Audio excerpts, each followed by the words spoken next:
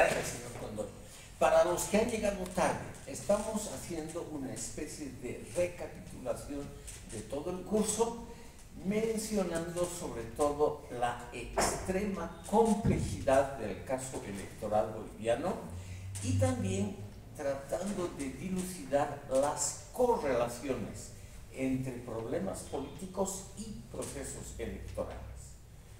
Les he mencionado a los que han llegado primero como la idea de que haya elecciones es una idea muy antigua, ya Aristóteles la defendió con el argumento de que la complejidad de una sociedad requiere de una mayor participación de todos los intereses y eso solamente se consigue con dos instituciones, elecciones y parlamentos.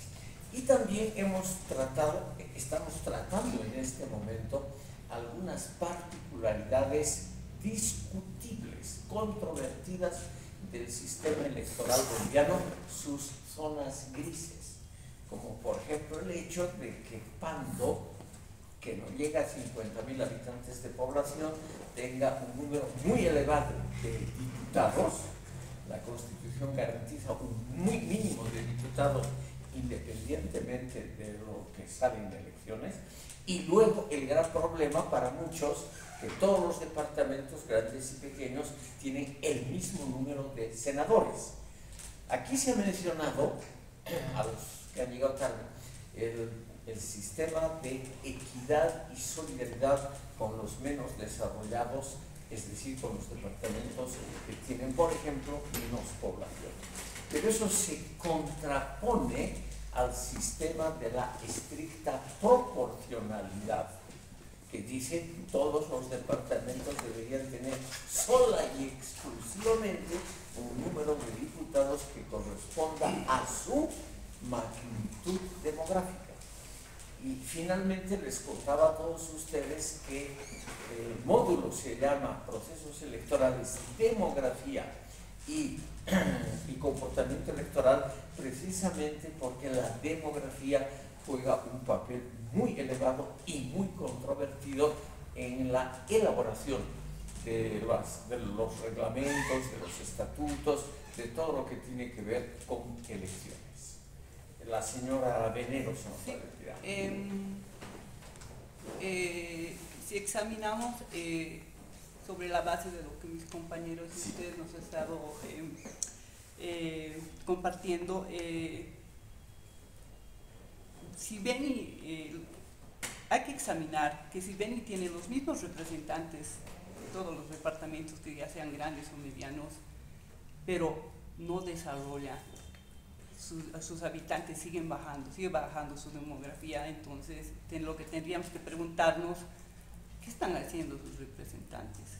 Que no hacen que con la misma cantidad de representantes que tienen, no son capaces de, por lo menos, o mantener o un poquito más elevar, ¿no?, el tipo de calidad de vida de Beni. Entonces, si los de Beni migran es porque realmente, como decía mi compañero, no tienen posibilidades laborales, ¿no?, o hayan en otros departamentos muchas más posibilidades. Entonces, ¿por qué tendría que tener la misma cantidad? Cuando hay otros departamentos que están haciendo lo imposible, y entre ellos nosotros, aunque seamos grandes, igual nos esforzamos, porque somos uno de los primeros, si no mal me equivoco, somos el que más contribuye en los impuestos, lo que es la paz, porque un departamento que tanto se esfuerza en contribuir a lo que es Bolivia, va a tener el mismo que otro que no se esfuerza. O sea, a mí no me parece, o sea, tendría que ser una jalada de orejas para los representantes de Beni, que realmente no están haciendo nada por Beni. O sea, se ve porque cada vez tienen menos habitantes. Ellos tendrían que impulsar, porque como dijo mi compañero, Beni es un potencial, tiene sus cosas para explotar, pero ¿qué están haciendo sus representantes? Porque al crear esa igualdad entre todos los departamentos, también estamos creando una desigualdad para con los otros departamentos que se están esforzando también, ¿no? O sea, ya no sería justo con los otros departamentos que mínimamente se están esforzando por para que su departamento desarrolle más, ¿no?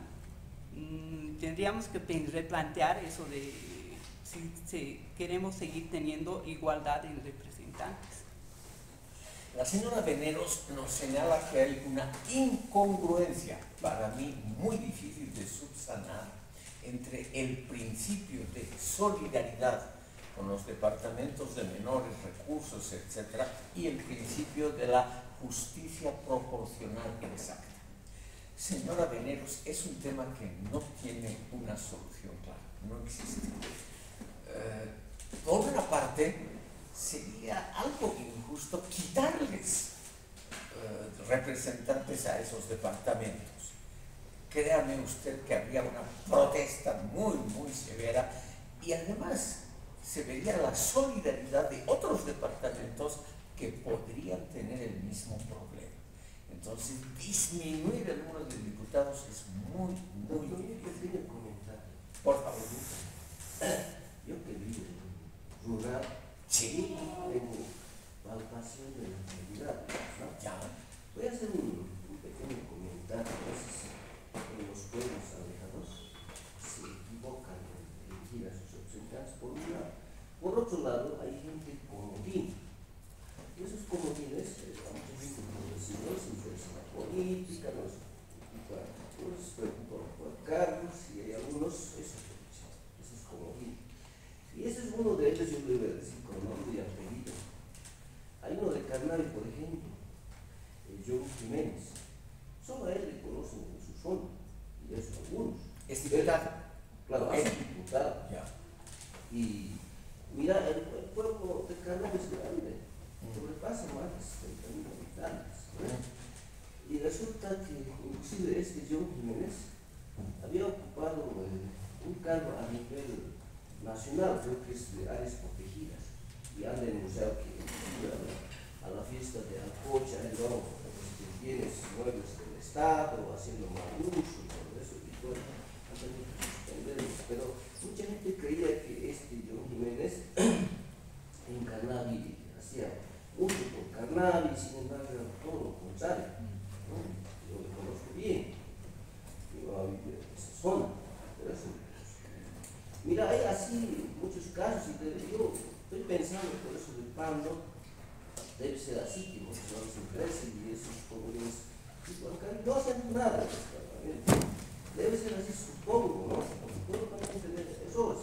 Esa situación ocurre, pues, eso es casi constante, es un poco manera de comentar así las. Ya. Estimado público, veo que aquí por lo menos hay dos voces en favor de una justicia electoral y distributiva, que es una queja justa, pero dada la naturaleza del ser humano, es imposible conseguir un sistema electoral que sea absolutamente justo. Tomemos el ejemplo de las grandes naciones. El Parlamento francés tiene unos 600 diputados, igual que el alemán. De esos 600, solo unos 30 o 40 aparecen en los debates, tienen ideas, preparan leyes. Es decir, una mínima proporción de esos representantes del pueblo electos por voluntad popular, podríamos decir que sirven para algo. La otra es una masa de relleno. Y eso existe en todos los parlamentos del mundo. Pero yo le diría a la señora Veneros, por ejemplo, que no podemos deshacernos de esos representantes que no hacen nada por su distrito. Porque si siguiéramos la severa justicia, la ética tan dura que usted representa, el Parlamento tendría 10 o 15 diputados, cuando mucho. Y lo grave es que esa es la distribución normal en el resto de la humanidad. La humanidad en su conjunto comprende una élite de gente productiva, de gente que realmente inventa, innova, etc. Y una masa enorme, amorfa, de gente que solo quiere vivir bien y pasar el día. Esa es la gran masa de la humanidad. Por lo tanto, el fondo de la crítica de ustedes, el fondo es algo moral, una crítica ética que no puede ser resuelta porque la inmensa mayoría de la humanidad es partidaria precisamente de hacer lo menos posible. Ustedes critican desde un punto de vista intelectual y ético muy elevado, un punto de vista que lamentablemente no coincide con la mayoría de la humanidad. La mayoría de la humanidad ni piensa mucho, ni menos críticamente, se deja llevar por caudillos o por ideas estrambóticas. Basta ver las redes sociales modernas, el 99% de los contenidos nuestros es una maravilla. Por lo tanto, señora Veneros, es muy loable su buena intención, claro está, pero yo creo que en el futuro siempre va a ser lo mismo. Siempre va a haber una masa de inútiles que es la mayoría de cada nación. Señor Doctor. Sí, creo que eso se debe principalmente a un rasgo más psicológico, diría yo. Y a lo que he ido estudiando lo comparo mucho con el experimento del malvavisco, en el que las personas les dan una opción, o comer un malvavisco ahora, o que si espera un minuto se les dé 3 malvaviscos, ¿no? Entonces la gente, en vez de esperar pacientemente 3 minutos, prefiere lo que es la satisfacción inmediata, es decir, lo que les suponga una gratificación en ese momento, en lugar de esperar, ser pacientes y que les ponga un beneficio mayor, pero que no es momentáneo, ¿no? Entonces eso se repite no solamente en la política, sino en todas las decisiones que eventualmente terminan tomando las personas, ¿no? El hecho de enviar mensajes, comer algo en vez de hacer ejercicio, por ejemplo, ¿no? El hecho de hacer las tareas con inteligencia artificial en vez de leer. Eventualmente leer es mucho más provechoso porque ahí aprendes, ¿no? Pero al hacerlo la IA, al ser rápido, no supone pues un gran esfuerzo, y es justamente lo que usted menciona. Eventualmente las personas terminan optando por esa gratificación inmediata que habla, y por lo fácil, por lo fácil, por mucho que si esperan un año van a tener toda una casa. Yo creo que la gente no estaría dispuesta a esperar, ¿no? Pero es un cálculo también racional de la mayoría de la gente. Si usted dice a largo plazo va a haber beneficios, la gente dice a largo plazo me puedo morir, a largo plazo me puedo enfermar, mejor lo seguro ahora. Es algo muy humano, eso no se puede, digamos, modificar completamente. Estimado público, la dirección me ha pedido que haga una mini encuesta entre ustedes en los últimos minutos para modificar, mejorar este módulo en un futuro. La pregunta es, ¿qué temas y subtemas preferirían ustedes que sean incluidos en este módulo que no han sido tocados? Tal vez tienen ustedes algunas ideas que sirvan justamente a largo plazo para mejorar la enseñanza de esta temática electoral. Porque, por ejemplo, se podría incluir temas de psicología social, por ejemplo. Sociología electoral, psicología electoral. O psicología electoral, que prácticamente lo hemos tratado. Permítame que anote. O como el tema que toca el compañero, hacer una comparación de sistemas electorales a nivel latinoamericano, ¿no? Entre países. Comparación internacional. Sí. Un segundo.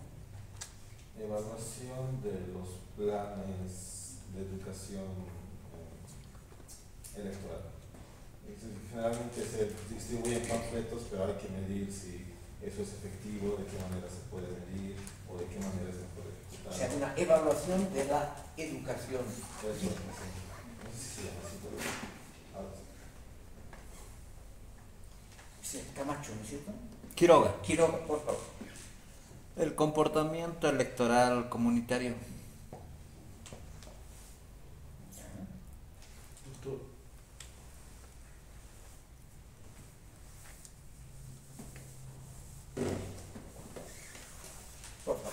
tal vez profundizar en el tema de los sistemas de distribución de escaños.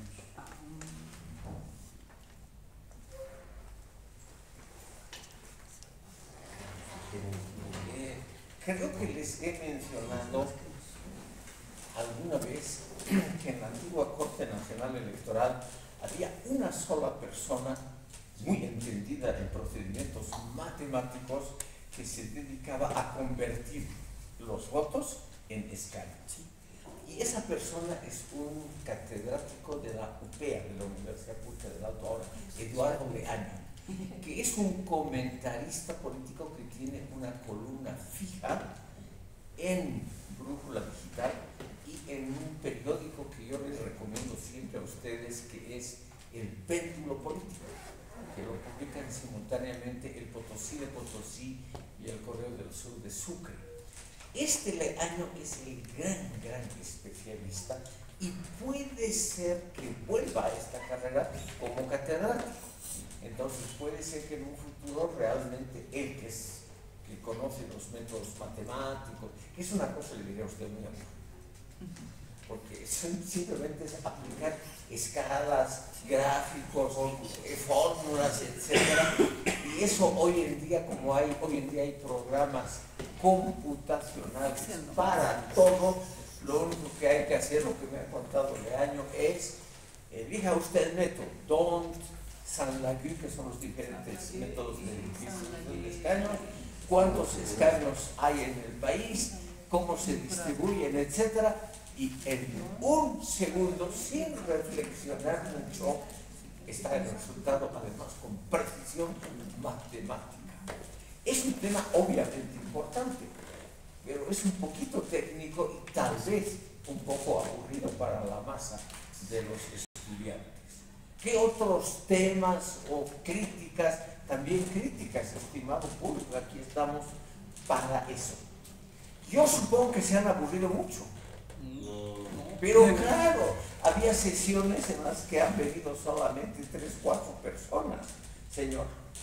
Yo creo que también podríamos añadir a profundidad lo que sería el impacto que tienen las redes sociales en las campañas electorales. Impacto de redes sobre campaña. Un segundo.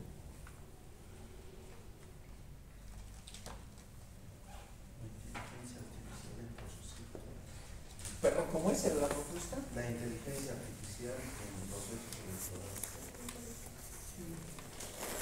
electorales. Fake news. Fake news. ¿Qué otro tema? Bueno, doctor, concuerdo con mi compañero en esa situación que dice que la asistencia debería ser obligatoria, ¿no?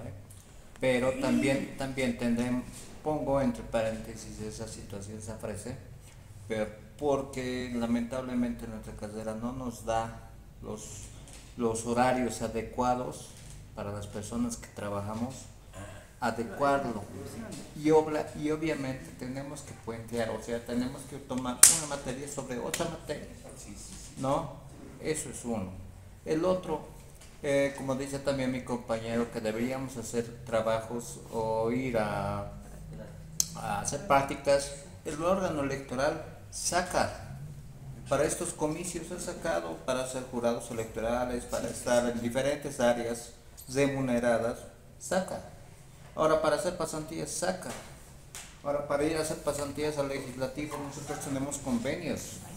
¿Y se cumplen? Se cumple de acuerdo a la voluntad del estudiante para que vaya a dejar sus papeles a dirección y bueno, de acuerdo a convocatoria que saque el legislativo, por ejemplo, el licenciado Fidel Criales a todos sus ayudantes los lleva al legislativo para hacer el respectivo pasantía, como se podría decir, ¿no? Entonces es simplemente voluntad propia, no somos ovejas para que nos lleven. Perfecto.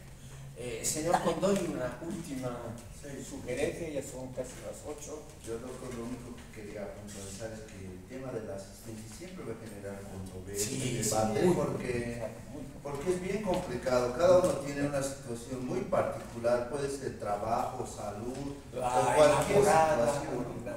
Claro. O y claro, es una prioridad. Claro. No se puede negar. Eso, doctor, creo que ya hemos llegado hasta esta instancia y creo que los que hemos podido tal vez venir a clases y escucharlo, también nos llevamos esos aprendizajes, ¿no? Que nosotros hemos aprendido, que es lo más importante, porque al final el sistema universitario es libre, ¿no? Uno asiste si quiere, si no va, pero la contraria es que uno no asimila los conocimientos y en llegado en un momento en el campo laboral a veces resulta ineficiente, porque no todos los libros explican como debería ser la teoría, ¿verdad? Necesitan de interpretación, necesitan de resolver